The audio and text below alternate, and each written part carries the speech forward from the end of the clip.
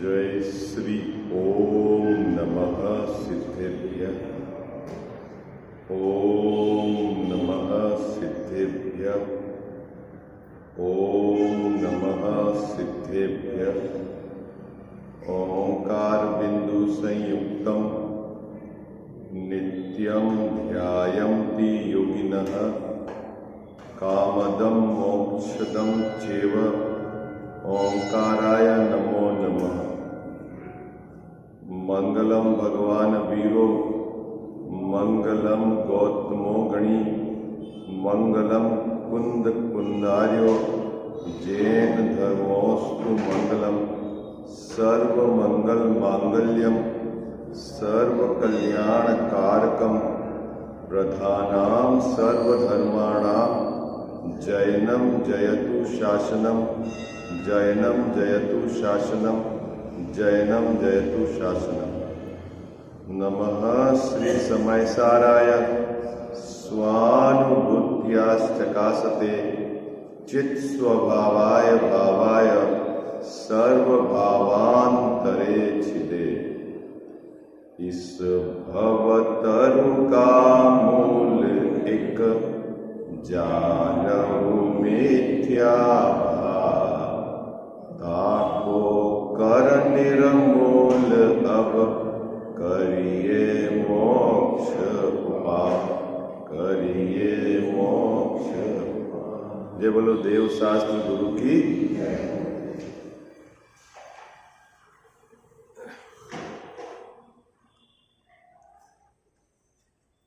Page number 235 है। जिस paragraph पर कल अपन विचार कर रहे थे उस पर जो 2-3 पंक्तियों पर अपन ने चर्चा की उसका वाचन करके फिर पुनः उस विषय पर अपन विचार करेंगे। 7वां अधिकार अपना चल रहा है। मोक्ष मार्ग प्रकाशक ग्रंथ विराजमान है। आचार्य कल्प पंडित टोडरमल जी द्वारा रचित लगभग आज से 250 वर्ष पूर्व जयपुर में रचना की थी। जैन मिथ्या दृष्टियों का यह 7वां अधिकार 4 प्रकार के मिथ्या दृष्टि उसकी चर्चा इस अधिकार के अंतर्गत ली है। उसमें से जो दूसरे प्रकार का मिथ्या दृष्टि व्यवहाराभासी मिथ्या दृष्टि उसके प्रकरण पर अपन विचार कर रहे हैं। उसमें भी 4 भेद हैं। उसमें से चौथा भेद धर्म बुद्धि धर्म धारक व्यवहाराभासी मिथ्या दृष्टि की बात चल रही है ना। कुल परंपरा से देखा देखी और सांसारिक प्रयोजनार्थ वह जिनेंद्र भगवान की भक्ति नहीं करता। तो फिर भक्ति किस लिए करता है वो जिनेंद्र भगवान की भक्ति? कि वो जिनेंद्र भगवान की भक्ति अत्यंत अनुराग से करता है। किससे करता है बाबू जी? अत्यंत अनुराग से करता है। लेकिन अंदर में उसके अभिप्राय क्या है कि भक्ति से मुक्ति हो जाए। सांसारिक प्रयोजन नहीं है उसको। प्रयोजन क्या है उसका? मुक्ति का, है ना। उसकी भावना भी क्या है? मुझे मुक्त होना है, अष्ट कर्म का नाश करना है, संसार का ताप हरना है। इसीलिए मैं जिनेंद्र भगवान की भक्ति कर रहा हूं और भक्ति से मुझे मुक्ति प्राप्त हो जाएगी। इसीलिए अति अनुराग पूर्वक, क्या शब्द लिया है टोडरमल जी साहब ने? अति अनुराग पूर्वक। जिनेंद्र भगवान के प्रति उसका अत्यंत अनुराग है। उनकी भक्ति के प्रति अत्यंत अनुराग होकर वह भक्ति करता है। लेकिन वह मिथ्या दृष्टि क्यों है?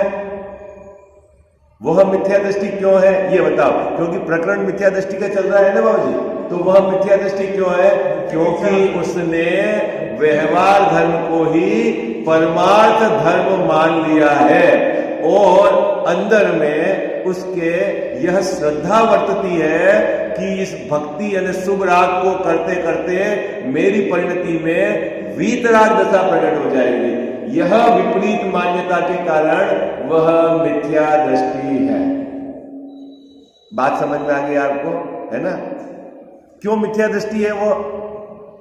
क्यों मिथ्या दृष्टि है? उसकी मान्यता में क्या है कि ये शुभ राग से मेरे को धर्म प्रकट हो जाएगा, या शुभ राग करते करते कालांतर में धर्म प्रकट हो जाएगा, ऐसा उसके अभिप्राय में विपरीत मान्यता रखी हुई है। इसके कारण वह जिनेंद्र भगवान की भक्ति करता हुआ भी, भक्ति में अति तीव्र अनुराग से प्रवर्तता हुआ भी मिथ्या दृष्टि है। समझ में आ गई आपको बात? पहली पंक्ति में लिखा है टोडरमल जी साहब ने, अति तीव्र अनुराग से प्रवर्तता है, लिखा है ना कल्याण साहब? कौन अति तीव्र अनुराग से प्रवर्तता है? धर्म बुद्धि धर्म धारक व्यवहाराभासी मिथ्या दृष्टि। क्यों अति तीव्र अनुराग से प्रवर्तता है? क्योंकि वह भक्ति को मुक्ति का कारण मानता है। क्या? क्योंकि वह भक्ति को मुक्ति का कारण मानता है, इसीलिए वह अति तीव्र अनुराग से प्रवर्तता है। ठीक है। अब ज्ञानी जन भी भक्ति करते हैं, है? ज्ञानी की परिणति में भी भक्ति होती है, अज्ञानी की भी भक्ति होती है। अज्ञानी की भक्ति को तो आप कह रहे हो कि ये तो विपरीत अभिप्राय के साथ तीव्र अनुराग पूर्वक प्रवर्तने पर भी उसको आप अज्ञानी कह रहे हो, और ज्ञानी को कह रहे हो आप धर्मात्मा। ये क्या चक्कर है? तो उसका यहाँ उत्तर दिया है टोडरमल साहब ने, जिसकी चर्चा अपन कल कर रहे थे। निकालिए पेज नंबर 235, तीसरा पैराग्राफ, दूसरा पैराग्राफ, तीसरी पंक्ति है। मिल गया सबको? बहुत मार्मिक पंक्ति लिखी हुई है टोडरमल साहब की, अच्छे से अपने को विचार करना है। जब राग का उदय आता है तब भक्ति न करे तो पापानुराग हो, इसीलिए अशुभ राग छोड़ने के लिए ज्ञानी भक्ति में प्रवर्तते हैं। मिल गई पंक्ति? सब बराबर अंगली लगा के रखना। क्या? जब राग का उदय आता है, ठीक है? राग का उदय कब आता है गजावत साहब? ये बताओ। राग का उदय कब आता है बाबूजी? कल मैंने आपको बताया था ज्ञानी के राग का उदय कब आता है? बोलो भाई, जल्दी बोलो। है? हाँ, जब वह स्वभाव में लीन रहने का योग्य पुरुषार्थ नहीं करता। क्या? जब वह अपने स्वभाव में स्थिर नहीं रह पाता। क्या? उस समय उसके क्या आता है? राग का उदय आता है। ऐसा मत समझ लेना कि राग का उदय बाहर में है तो अपना पुरुषार्थ एकदम आप दबा दोगे उसको। क्या कह जाओ साहब? राग का उदय कब आता है ज्ञानी के? बोलो। मुनिराज को ग्रंथ लिखने का भाव कब आता है? बोलो, जल्दी बोलो। मुनिराज को ग्रंथ लिखने का विकल्प कब आता है? तो उसका उत्तर है, एक तो कहोगे कि राग का उदय, उधर से कहोगे, और एक इधर से कहेंगे कि जब वह अपने स्वरूप में स्थिर नहीं रह पा रहे हैं तब उनको क्या आएगा? है ग्रंथ लिखने का विकल्प आएगा, उपदेश देने का विकल्प आएगा, है ना? समझ में आ गई? तो यहां राग का उदय का क्या अर्थ लेना? ज्ञानी के राग का उदय का मतलब क्या लेना है आपको? ज्ञानी जब अपने स्वभाव में स्थिर रहने का योग्य पुरुषार्थ नहीं कर पा रहा है ना? उस समय क्या कहा जाएगा? राग का उदय। अब अपने स्वभाव में जब ज्ञानी स्थिर नहीं रह पा रहा है तब उसके दो ऑप्शन है, या तो वह शुभ राग रूप प्रवर्ते है या वह फिर अशुभ राग रूप प्रवर्ते है। ठीक है? क्या साहब? देखो, राग रूप प्रवर्तन होना बाबूजी वो कमजोरी है, ताकत नहीं है। ताकत तो स्वभाव में स्थिर होना वो ताकत है, वो पुरुषार्थ है। आई बात समझ में? आप शुभ राग रूप प्रवर्तन को पुरुषार्थ मत मान लेना। क्या क्या क्या कहा मैंने? फिर से क्या? हाँ, पुरुषार्थ क्या है जैसा? पुरुषार्थ क्या है? स्वभाव में लीन रहना, वो तो है पुरुषार्थ। और पूजा का भाव आना, दान का भाव आना, तीर्थ यात्रा का भाव आना, यह है कमजोरी, पुरुषार्थ नहीं है। हाँ, ये पुरुषार्थ नहीं है, नहीं तो गड़बड़ हो जाएगी। फिर से क्या, कितनी बात समझ में आई? देखो, राग का उदय कब आता है? शब्द लिखा हुआ ना, जब राग का उदय आता है, क्योंकि ज्ञानी के लिए ये सेंटेंस लिखे हैं, ज्ञानी के लिए लिखे हैं। ज्ञानी को जब राग का उदय आता है, तो अब ज्ञानी को राग का उदय कब आता है? भाव जी, कब आता है ज्ञानी को राग का उदय? जब वह स्वभाव में लीन रहने का, स्थिर रहने का योग्य पुरुषार्थ नहीं कर पा रहा है। आई बात समझ? कैसे गिनना है इसको? करना योग से मत पकड़ना, ऐसा उदय आएगा राग का तो फिर इसको राग करना पड़ेगा, ऐसा नहीं। इधर से पकड़ो, पुरुषार्थ की तरफ से पकड़ो। किधर से पकड़ो? क्या इसका राग का उदय कब आएगा? देखो, आपको बच्चे को समझाने का विकल्प कब आएगा? जब आप निर्विकल्प स्वभाव में है? नहीं रह पाओगे। एक आप है ना बाबू, क्या कह जाओ? ओके, इसमें तो कोई गड़बड़ नहीं है। जब जीव अपने स्वभाव में स्थिर नहीं रह पाता है, तब तो राग का उदय है। और जब स्वभाव में स्थिर रहे, तो फिर राग का कहां उदय है?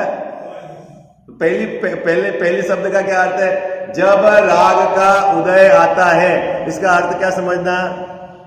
इसका क्या अर्थ समझना आपको? ज्ञानी जब अपने स्वभाव में स्थिर लीन नहीं रह पाता है, उस समय की बात है। अब उस समय क्या होगा कजावा साहब? दो प्रकार के काम हो सकते हैं, या तो वह शुभ राग रूप प्रवर्तते या अशुभ राग रूप प्रवर्तते। दोनों रूप प्रवर्तते, धर्म तो नहीं है।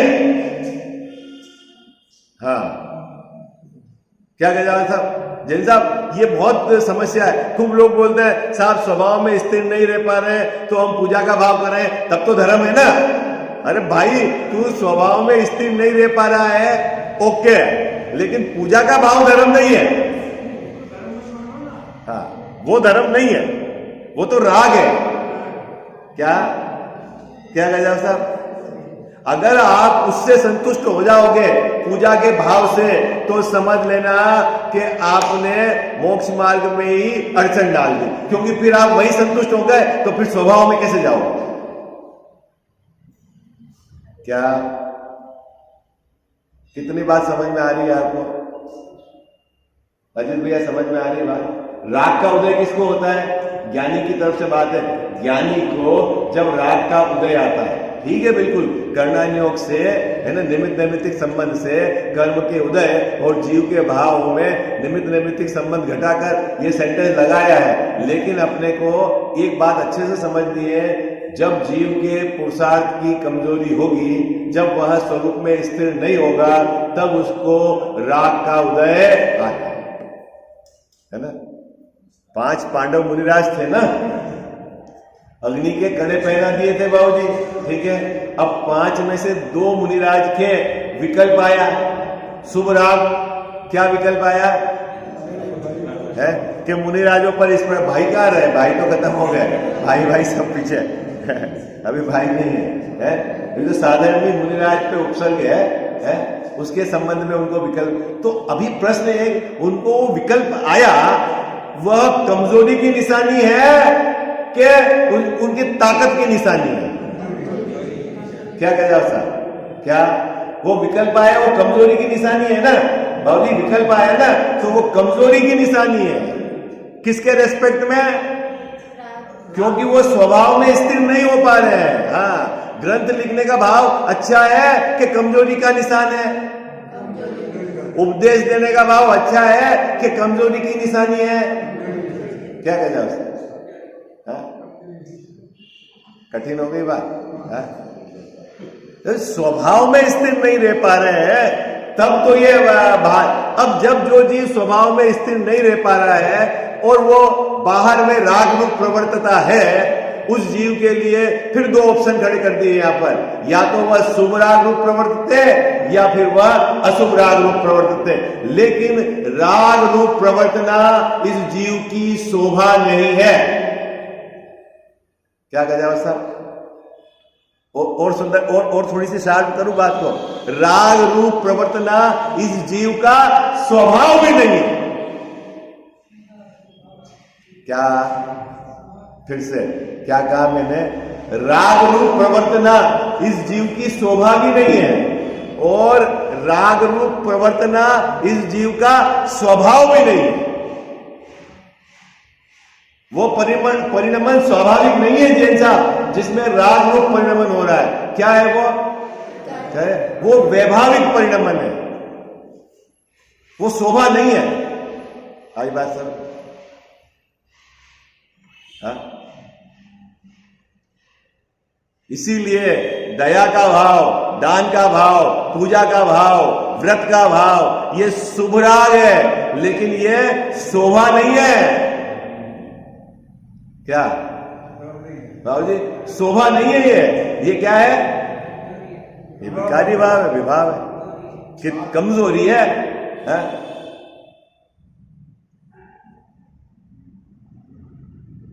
आप पूजा में पढ़ते हैं ना, रविंद्र जी साहब की, पंडित साहब की पूजा है कि अस्थिरता जन्य राग भी ये स्वभाव के सन्मुख कैसे टिकेगा। हाँ हाँ, क्या कह जाओ सर, ये राग भी स्वभाव के सन्मुख कैसे टिकेगा? कौन सा राग? कौन सा राग? ये भगवान की पूजा करने का राग, ये जो व्रतों को पालन करने का राग, ये जो महाव्रतों को पालन करने का राग, ये स्वभाव के सन्मुख कैसे टिकेगा? जिस जीव को स्वभाव की ऊर्ध्वता है, उसमें स्थिरता का निरंतर भावना भाते हैं, उस जीव के वह राग नहीं टिक सकता, अल्पकाल में वो समाप्त होने वाला है ये। लेकिन जिस जीव ने राग में ही धर्म मान लिया है, उसके तो परिणति में धर्म प्रकट है ही नहीं। अंतर है क्या? ये बात कह रहे हैं यहां पे देखो, जब राग का उदय आता है, इसका अर्थ क्या समझना आप? जब ज्ञानी अपने स्वभाव में स्थिर नहीं रह पाते हैं, इसका अर्थ तब क्या करते हैं? तब भक्ति न करें। कंडीशन कब है? कब बाबूजी कंडीशन कब है? जब स्वभाव में स्थिर न रह पाते हैं, उस समय यदि वह भक्ति न करे तो नियम से पाप ही रूप प्रवर्तेगा। इसीलिए ज्ञानी जन अशुभ राग को छोड़ने के लिए भक्ति में प्रवर्तते हैं, लेकिन उस भाव को अपनी कमजोरी मानते हैं, अपना स्वास्थ्य नहीं मानते। बाबूजी क्या है? क्या?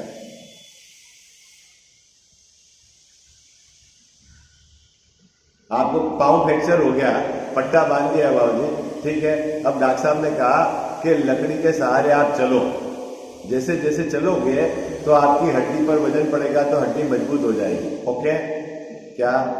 तो लकड़ी के सहारे से चलता तो है वो, उसमें प्रवर्तता तो है, क्योंकि नहीं चलूंगा तो क्या होगा? हड्डी मजबूत नहीं होगी, लेकिन चलता तो है लकड़ी के सहारे। लेकिन लकड़ी को कभी भी अच्छा नहीं मानता, सहारे को अच्छा नहीं मानता बाबूजी। चलता तो है ना, कहा साहब, चलता तो है ना, लेकिन मानता है अच्छा? बोलो है? तो फिर क्या मानता है बाबूजी? जल्दी छूटे है।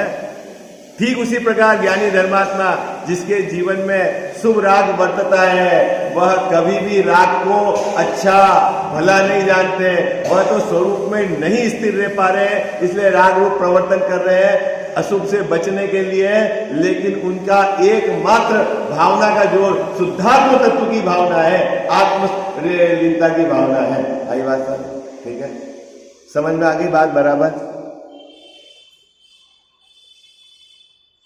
अब इस पंक्ति का अर्थ देखो, अब आपको समझ में आ जाएगा। जब राग का उदय आता है तब भक्ति न करें तो पापानुराग हो। इसीलिए अशुभ राग छोड़ने के लिए ज्ञानी भक्ति में प्रवर्तते हैं और मोक्ष मार्ग को बाह्य निमित्त मात्र भी जानते हैं। यानी बराबर जानते हैं ये क्या है जैन साहब, निमित्त है, बाह्य निमित्त है। मैं पंच परमेष्ठी भगवंतों की भक्ति करूंगा, मैं ये बाह्य निमित्त है। फिर क्या निमित्त क्या है जैन साहब, कुछ करता नहीं है, लेकिन ये बाह्य निमित्त है। यदि मैं इनको छोड़ दूंगा, पाप में चला जाऊंगा, तो निमित्त भी बाहर से गायब हो गया। बाबू जी क्या कह जाओ, मंदिर में आए हो तो दुकान में बैठने से तो अच्छा है। क्या अच्छा है ये बताओ, जल्दी बोलो फटाफट। मंदिर में आए हो बाबूजी आप, तो दुकान में बैठने से तो अच्छा है। क्या अच्छा है, वहां सब निमित्त पापों के हैं और यहां सब निमित्त हमारे, इनके आश्रय से मंद कसाय होती है और इनकी जो वाणी है पंच परमेष्ठी भगवंतों की वाणी, उसका विचार करके यदि स्वभाव में जाए तो ये हमारे मोक्ष मार्ग के निमित्त है। क्या कितना अंतर हो गया है जैसा भगवान की पूजा करते रहो तो वो क्या है, हमारे पुण्य भाव के निमित्त है। भगवान ने जो अपना आत्म तत्व, जीव तत्व जो बताया है, उनकी बात को सुनकर उसका आश्रय करो तो वो मोक्ष मार्ग के निमित्त है। और भगवान को ही छोड़कर यदि आप दुकान पे चले जाओ तो वहां सब आपको पाप के निमित्त मिलेंगे। फिर से क्या कहा, कितने लोगों को समझ में आ गई? क्या जैन साहब, क्या अजीत भैया, क्या भगवान के निमित्त से कसाई की मंदता हो तो वो पुण्य भाव में निमित्त है। और भगवान ने जैसा अपना जीव तत्व आश्रयभूत बताया है, उसका विचार करके उसका आश्रय लो तो वह मोक्ष मार्ग में निमित्त है। और भगवान को छोड़ दो, उनकी वाणी को छोड़ दो और आप चले जाओ अन्य क्षेत्र में, तो वहां सब आपको क्या मिलेंगे? 5 इंद्रिय विषयों की बात करने वाले सब भूले में है नहीं देता। आजकल तो वहां वो फेस्टिवल लग रहा है, वहां फूलों का गार्डन लग रहा है, ये बढ़िया टीवी आ गई है, खाना तो वहां का जोरदार था। क्या चर्चा है बाबूजी? इस मंदिर से बाहर आ जाओ तो क्या है बताओ?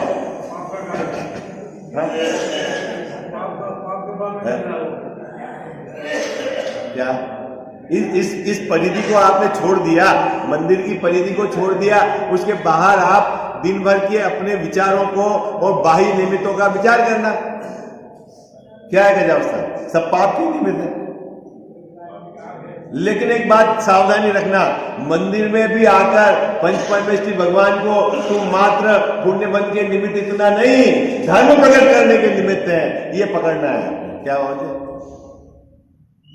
क्या? क्योंकि मंद कसाय के भाव तो अन्यत्र भी हो जाते हैं।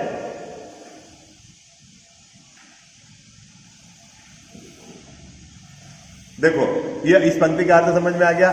मोक्ष मार्ग को बाह्य निमित्त मात्र भी जानते हैं, परंतु क्या, कितनी बातें नक्की हो गई बाबूजी?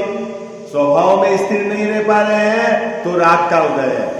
और ज्ञानी इतनी सावधानी रखता है कि राग के उदय में वह पाप में अनुबंध नहीं करे, पाप रूप न प्रवर्तते, इसलिए वो धर्म रूप प्रवर्तते हैं। और ये भी जानते हैं कि ये बाह्य निमित्त है, पंच परमेष्ठी की भक्ति, शास्त्र का जो स्वाध्याय, ये सब क्या है बाबूजी?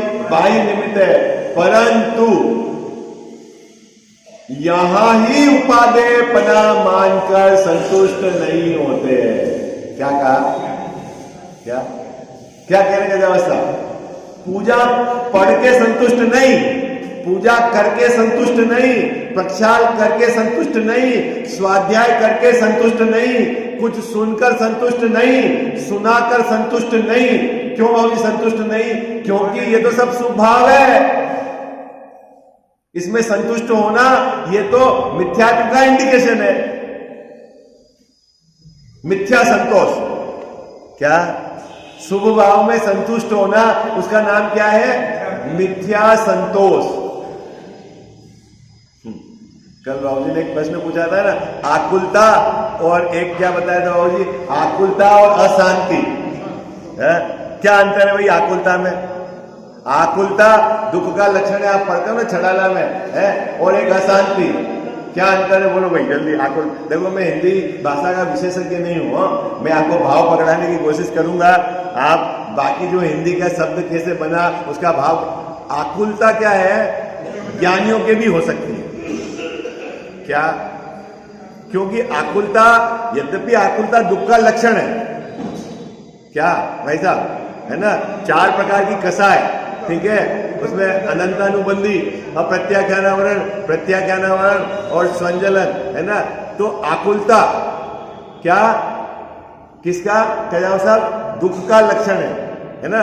रामचंद्र जी लक्ष्मण का जो मृत शरीर उसको लेकर 6 महीने तक बाबूजी घूमते रहे, तो आकुलता थी कि नहीं थी? आकुलता तो थी, लेकिन अशांति नहीं थी क्या। आकुलता मतलब चारित्र मोह के उदय में होने वाला, तीव्र चारित्र मोह के उदय में होने वाला भाव, वो तो है आकुलता, है तो दुख। और अशांति क्या है, 24 घंटे अशांति। अशांति क्या है कि परद्रव्य काम मैं करता हूं, परद्रव्य काम को मैं जिला सकता हूं, परद्रव्य को मतलब पर को मैं मार सकता हूं, इस प्रकार की अज्ञानता नहीं थी उसको, उनको। आई बात समझ? तो अंतर समझ में आ गया बाबूजी। अशांति मतलब क्या, मिथ्यात्व के साथ रहने वाली, भले वो एयर कंडीशन में रह रहा हो, 5 इंद्रिय के विषय उपलब्ध हो, वो चाहता हो वो सामग्री मिल जाए, फिर भी वो शांत है कि नहीं है? बोलो क्या, कुछ गड़बड़ है क्या?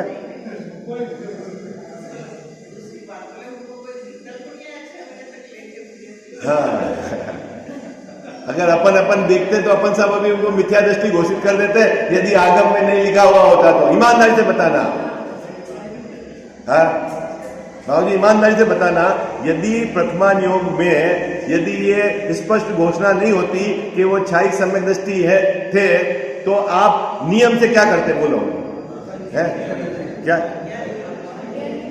अज्ञानी मानते, मिथ्या दृष्टि, पापी, ये तो केवल है।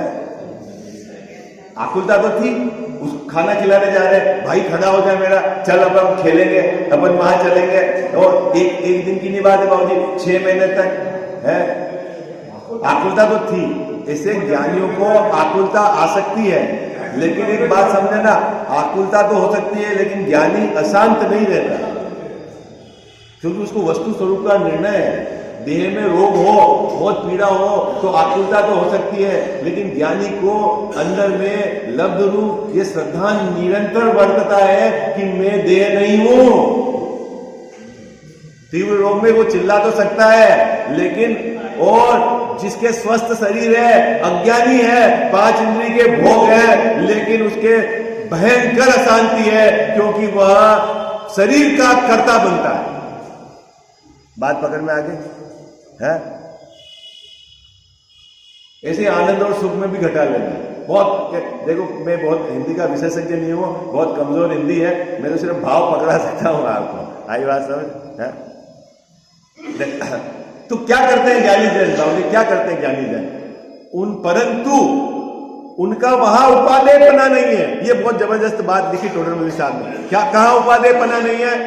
कजाव साहब कहा उपादेयपना नहीं है? अजीत भैया कहा शुभ भाव में प्रवर्तते हुए स्वरूप में स्थिर नहीं होने के कारण राग रूप प्रवर्तन में भी, शुभ राग रूप प्रवर्ते हुए भी ज्ञानी जन उस शुभ राग में उपादेयपना कि ये आश्रय करने योग्य है, ये अच्छा है, ऐसा नहीं मानते। ऐसा हो सकता है क्या भाभी जी? ऐसा हो सकता है? हाँ, आपके जीवन में भी हो सकता है। आपको यदि डॉक्टर ने कहा आपके कैल्शियम की कमजोरी है, ये दवा आपको 4 महीने लेनी पड़ेगी, आप बताओ दवा लेते समय, लेते तो हो दवा, उत्साह से भी लेते हो, लेकिन कभी दवा को अच्छा मानते हो? क्या कहते हो, मानते हो क्या दवा को? ये बोलो है? नहीं लेते हो, टाइम से लेते हो बाबूजी, बिल्कुल है, समय पे लेते हैं, लेकिन कभी भी उस औषधि को लेना अच्छा नहीं मानते। ठीक उसी प्रकार ज्ञानी धर्मात्मा भी शुभ राग रूप प्रवर्तते तो हैं, लेकिन परंतु कभी भी उस शुभ राग को अच्छा नहीं मानते, उपादेय नहीं मानते, करने योग्य है ऐसा नहीं मानते। होता है, कमजोरी में होता है। करना क्या है जैन साहब? करना तो स्वभाव में लीन रहना है, करना तो यही है, ठीक है, वो होता है। हाँ, ये है बात। परंतु यहां ही उपादेयपना मानकर संतुष्ट नहीं होते, तो फिर क्या करते हैं वो? भगवान के सामने आकर क्या करते हैं? स्वाध्याय करके क्या करना चाहते हैं? तो लिखते हैं शुद्धोपयोग के उद्यमी रहते हैं। क्या करते हैं गजानन साहब? गजब की बात है। अभी वर्तमान में शुभ भाव है और आप कह रहे हो कि शुद्धोपयोग के उद्यमी है, और एक जन है अज्ञानी के भी शुभ भाव है और अत्यंत अनुराग से शुभ भाव करता है, और उसको कह रहे हो कि मिथ्या दृष्टि है। अरे गजब है। हाँ, कितना अंतर हो गया अभिप्राय के चेंज होने में। बात पकड़ में आई? कितना अंतर हो गया, जमीन आसमान का अंतर हो गया। एक जीव के वही पूजा, वही अनुराग भक्ति का, उसको तो कहते हो कि ये धर्मात्मा, और दूसरे जीव को कहते हो कि ये मिथ्या दृष्टि। तो ये अंतर कहां से आया गजावा साहब? कहां से आया? जैन साहब कहा ना कि वह वहां संतुष्ट हो गया, पूजा में संतुष्ट हो गया, प्रक्षाल करके संतुष्ट हो गया, कुछ बाहर में व्रतों को अंगीकार करके संतुष्ट हो गया, कुछ दान दे दिया, बस उससे ज्यादा क्या करूं मैं? बाबू जी 4 बार शिखर जी की यात्रा होया, और क्या करें? है भगवान की प्रतिमा विराजमान कर दी है ना, रोज सुबह हम प्रक्षाल करते हैं, रोज 20-30 बरस हो गए हमको पूजा करते करते हैं, क्या करें? और बस हमारा काम पूरा है, तो इसको बोलते संतुष्ट हो गए। तो साहब नहीं करे, नहीं करने की कौन बात कह है? करना कब करना? हाँ, जब स्वभाव में स्थिर न रह पाए तो ज्ञानी के भी होता है। लेकिन तू यही काम करके अपने को धर्मात्मा मानता है तो तू धोखे में। कितने लोग ऐसा मानते हैं धर्मात्मा अपने को? बोलो, थोड़ी पूजा कर दी, थोड़ा सा दान कुछ छोड़ दिया अपनी मर्जी से है, और बाबूजी उससे धर्मात्मा। ऐसा तो बाबूजी सबकी तरफ से गारंटी लेंगे, यहाँ कोई नहीं मानता। सबकी तरफ से बोल रहे हो, जो बैठे वो धर्मात्मा नहीं मान रहे, लेकिन धर्मात्मा बनने के लिए बैठे। हाँ, तो क्या एंगल है? क्या एंगल है? धर्मात्मा बनने की विधि बताओ। पंच परमेष्ठी भगवंतों के पास हम आए ना हमारी परिणति में धर्म प्रकट करने के लिए, तो क्या विधि है कि पंच परमेष्ठी भगवंतों ने जो जीव तत्व, आश्रयभूत तत्व बताया है, ऐसा मैं हूं, विश्वास करके उसका आश्रय लेना असल में वही धर्म परिणमित होने का एकमात्र कारण है। क्या ये अपने को उत्साह होना चाहिए? पूजा के समय, दान के समय है ना, प्रभावना के समय, तीर्थ यात्रा के समय है ना, भूतों में अनाड़ी आत्मा। बाबू जी भोजन करते समय वो बड़े पंडित साहब का आपको भूतों में अनाड़ी आत्मा है, भोजन करने वाला तो नहीं हूं मैं। जब भोजन करने वाला ही नहीं हूं तो भोजन छोड़ने वाला भी कैसे है? क्या था? कौन ने छोड़ दिया भोजन? है भाई, जब हमने भोजन करने वाला ही नहीं हो तो भोजन छोड़ने वाला कैसे? लेकिन इसको बहुत अहंकार होता है, मैंने ये घी छोड़ दिया, मैंने ये मावा छोड़ दिया, मैंने ये शक्कर छोड़ दी। अरे भाई कहां छोड़ा ये तो बता तूने, है? और कहां छोड़ा? घी मावा शक्कर तो अभी पकड़ के रखा है, यही छोड़ा छोड़ा छोड़ा करके पकड़ के रखा हुआ है। तो भाई तू अपने स्वभाव को पकड़ना तो सब छूटा छुटाया है। एक ही चीज को बार बार बार बार बार, उसी जिसको छोड़ा उसी को आज विकल्पों में याद कर रहे हो। ये कर दिया, ये कर दिया, ये कर दिया, ये कर दिया। अरे क्या कर दिया है? क्या कर दिया है?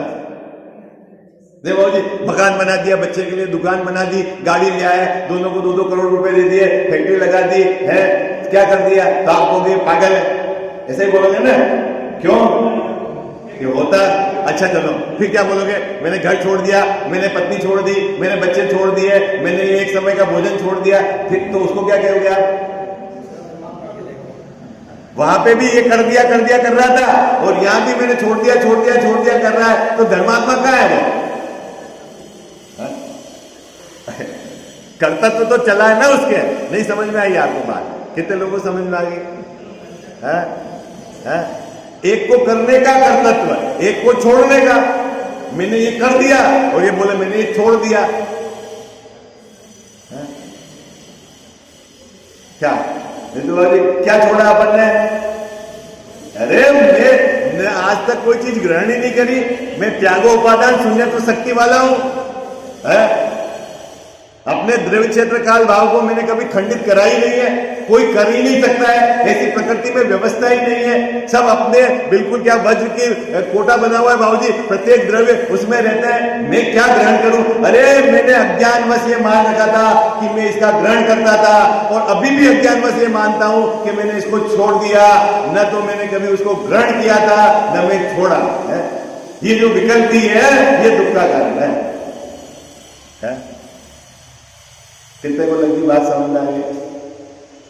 अरे तो साहब आप तो सब गड़बड़ कर देते हो।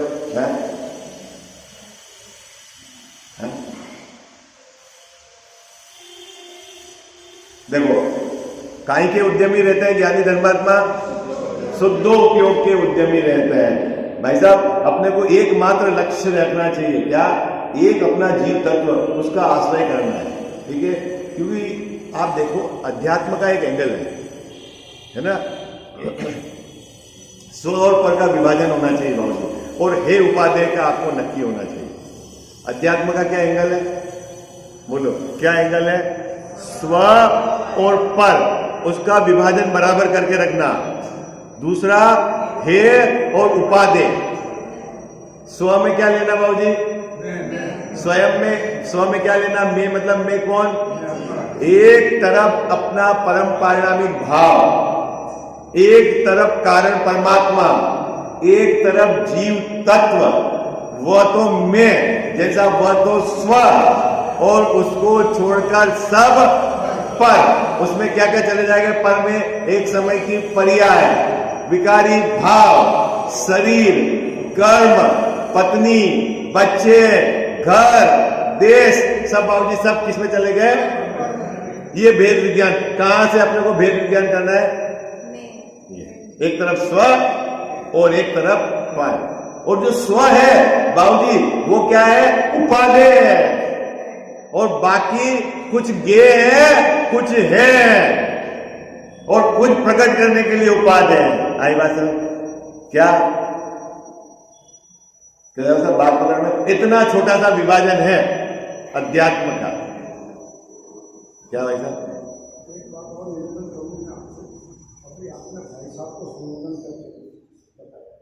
अभी भाई साहब का लक्ष्य एक ही है कि हमारा ये मंदिर कितना सुंदर बने। कौन कौन भाई साहब? नहीं भाई साहब, अभी लक्ष्य देखो भाई साहब, है ना, ऐसा है ना, बहुत सारे ऐसे जीवों को इस जाति का राज भी आता है कि सब लोग इसका लाभ लें। आपको पता है, सोदर में इंद्र जब बनाता है ना समोसरण, तो उसको किसका राग आता है? क्या किसका राग आता है? जैसा कि जगत के सभी जीव आकर ऐसी सुंदर बात जिनेंद्र भगवान की वाणी का श्रवण करके अपना कल्याण करें। पता है, वो जीव को उस जाति का राग आता है, वो एक भव अवतारी है। हाँ, आपको यूं लग रहा है 24 घंटे मंदिर में है, ये क्या काम करना है? अरे अपने वहां टीवी देखो, पत्नियों के पास बैठ के लौकिक बातें करो, जैसे अपन तो बहुत बड़े हो गए, और जो मंदिर में काम कर रहे, अरे भैया तुम संसार में रखोगे, ये तो एक दो भाव में पार कर जाएंगे। जिस जीव को ऐसा भाव आता है कि सभी जीव पंच परमेश्वरी भगवान की बात सुने, है, अपना समय और श्रम देते हैं, हमारे बाकी घर में जाके क्या काम है बताओ? है, लेकिन कोई भी ऐसा काम नहीं करना चाहता। वहां वो है ना, औरतों की डांट वो ओके है, लेकिन मंदिर में भगवान का अरे ये कोई मेरा काम है?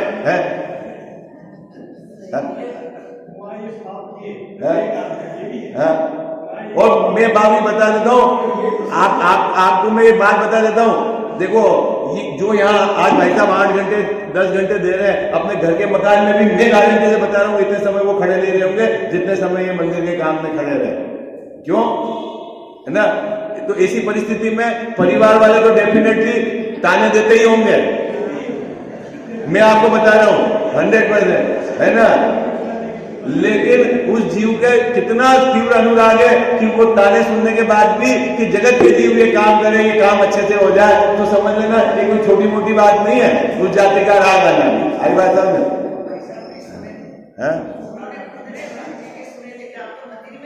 हाँ, अरे सभी में आप ट्राई कर लो, 2-4 घंटे खड़े रहो, फिर घर जाके सुन लेना आप क्या रहता है।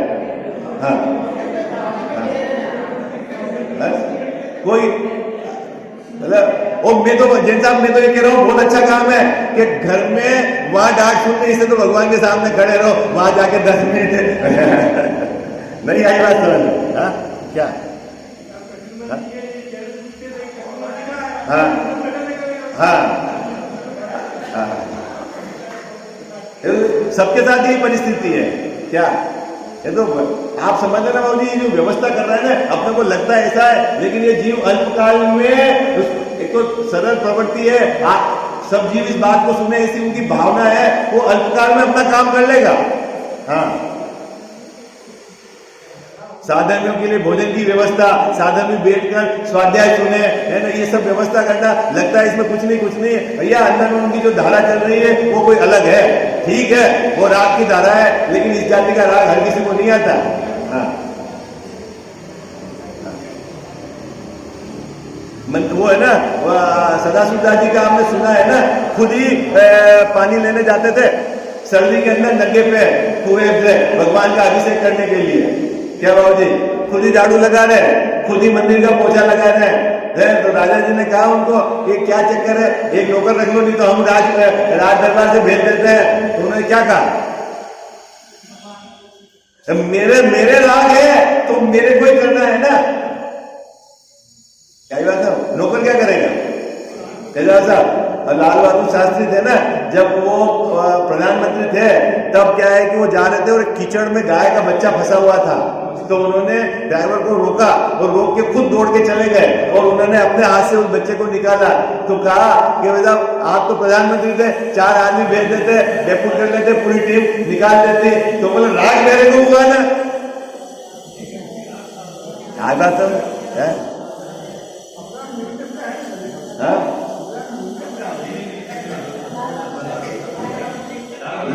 लाल बहादुर शास्त्री के जीवन में भी ऐसी मैंने सुना है यार। ठीक है, तो ये तो आप इसको मतलब ऐसा मत समझना। खूब जन ऐसे सोचते हैं हमने साहब काम नहीं लिया, हमने फ्री कर क्या रहे हो घर में जाके, ये तो बताओ आप। घर में जाके क्या कर रहे हैं? आधा घंटा यदि आप मंदिर का काम संभाल लेते हैं तो क्या है, लेकिन खूब लोग समझते हैं हम समझदार हैं, उनको मालूम नहीं है कि क्या कर्म की व्यवस्था है। चलो ठीक है, अभी अपन पढ़ते हैं पंचास्तिकाय का श्लोक। समय तो ज्यादा हो गया, कल इसकी बात करेंगे। क्या है? इयम भक्ति केवल भक्ति प्रधानस्य ज्ञानिनो भवति, तीव्र राग ज्वर विनोदार्थ मस्थनाराग निषेधार्थ कचित ज्ञानी नोपी भवती। यह भक्ति केवल भक्ति ही है प्रधान जिसके, ऐसे अज्ञानी जीव के होती है। तथा तीव्र राग ज्वर मिटाने के अर्थ या तू स्थान के राग का निषेध अर्थ करने के अर्थ कजातीत ज्ञानियों के भी होती है। अब भक्ति अज्ञानी के भी होती है और ज्ञानी के भी होती है। अज्ञानी के किस प्रकार होती है और ज्ञानी की किस प्रकार होती है, इसकी चर्चा पंचास्तिकाय व्याख्या में जो कही उसके आधार से अपन कल विचार करेंगे। जिनवाणी जग मैया जन्म दुख मेट दो, जिनवाणी जग मैया जन्म दुख मेट दो, जन्म दुख मेट दो, मरण दुख मेट दो, जन्म दुख मेट दो, मरण दुख मेट दो, जिनवाणी जग मैया जन्म दुख मेट दो। बहुत दिनों से भटक रहा हूँ, ज्ञान बिना है मैया। निर्मल ज्ञान प्रदान सुकर दो, तू ही सच्ची मैया। गुण स्थानों का अनुभव हमको हो जावे जग मैया। चढ़े उन्हीं पर क्रम से हम थे, होवे कर्म खिपैया। मेटो जामन मरण हमारा, इतनी वंती मैया। तुमको शीश त्रिलोकी नमावे, तू ही सच्ची मैया। वस्तु एक अनेक रूप है, अनुभव सबका न्यारा। हर विवाद का हल हो सकता, साधवाद के द्वारा। जिनवाणी जग मैया, जन्म दुख मेट दो। जन्म दुख मेट दो, मरण दुख मेट दो। जावाणी के ज्ञान ते सूझे लोकालोक, सो वाणी मस्तक चढ़ो सदा देत हूँ धोख।